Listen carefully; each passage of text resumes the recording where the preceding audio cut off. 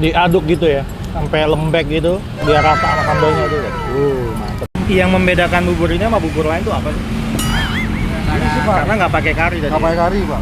Kering kayak gitu, Pak. Makanya kecap asin manis. Oke guys, gue penasaran kayak apa ya. Yuk, kita makan.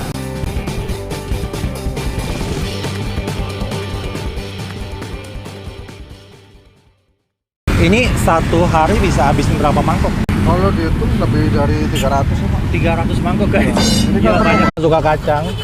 Gila. Dia sediain kacangnya banyak banget loh, nggak pelit. Ayo. What?